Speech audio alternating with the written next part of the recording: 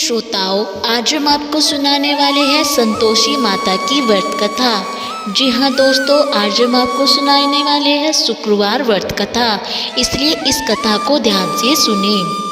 संतोषी माता व्रत कथा इस प्रकार है। एक बुढ़िया थी, उसका एक ही पुत्र था। बुढ़िया पुत्र के विवाह के बाद बहू से घर के सारे कामकाज करवाती, परंतु उसे ठीक से खाना नहीं देती थी। यह सब लड़का देखकर माँ से कुछ भी नहीं कह पाता। बहू दिन भर काम में लगी रहती और उपले थापती, रोटी रसोई करती, बर्तन साफ करती, कपड़े धोती और इसी में उसका सारा समय बीत जाता। काफ़ी सोच विचार कर एक दिन लड़का माँ से बोला कि माँ, मैं परदेश जा रहा हूँ। माँ को बेटे की बात पसंद आ गई तथा उसे जाने की आज्ञा दे दी। इसके बाद वह अपनी पत्नी के पास जाकर बोला कि मैं परदेश जा रहा हूँ, अपनी कुछ निशानी दे दो। बहू बोली, मेरे पास तो निशानी देने योग्य कुछ भी नहीं है। यह कहकर वह पति के चरणों में गिरकर रोने लगी और इससे पति के जूतों पर गोबर से सने हाथों को छाप बन गई।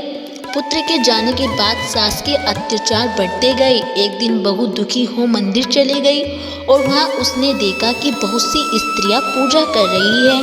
उसने स्त्रियों से व्रत के बारे में जानकारी ली तो वह बोली कि हम संतोषी माता का व्रत कर रहे हैं, इससे सभी प्रकार के कष्टों का नाश होता है।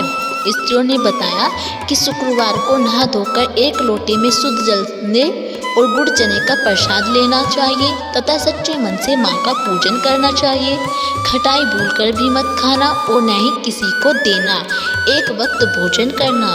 व्रत विधान सुनकर अब वह प्रति शुक्रवार को संयम से व्रत करने लगी और माता की कृपा से कुछ दिनों के बाद पति का पत्र आया और कुछ दिनों बाद पैसा भी आ गया। उसने प्रसन्न मन से फिर व्रत किया तथा मंदिर में जा अन्य स्त्रियों से बोली कि संतोषी माँ की कृपा से हमें पति का पत्र तथा रुपया आया है।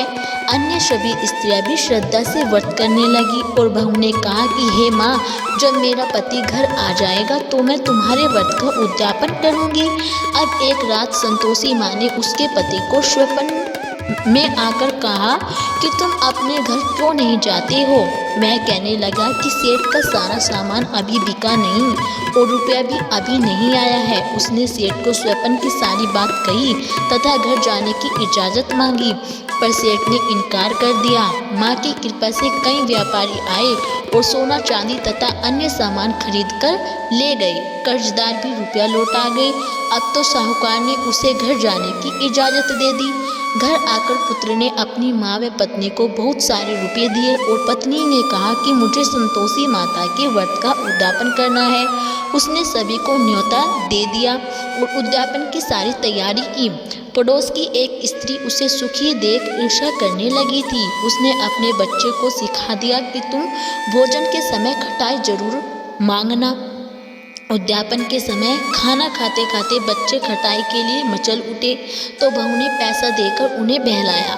बच्चे दुकान से उन पैसों की इमली खटाई खरीदकर खाने लगे तो बहू पर माता ने कोप किया और राजा के दूत उसके पति को पकड़कर ले जाने लगे तो किसी ने बताया कि उद्यापन में बच्चों ने पैसों की इमली खटाई खाई है।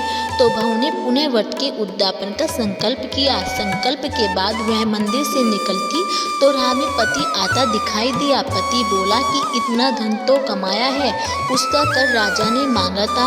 अगले शुक्रवार को उसने फिर विधिवत व्रत का उद्यापन किया। इससे संतोषी माँ प्रसन्न हुई और 9 माह बाद चांद सा सुंदर पुत्र हुआ। अब सास, बहू तथा बेटा माँ की कृपा से आनंद से रहने लगे। बोलो संतोषी माता की जय हो। तो दोस्तों, अगर आपको हमारी ये कथा अच्छी लगी हो तो प्लीज़ हमारी वीडियो को लाइक करें और चैनल को सब्सक्राइब करना ना भूलें।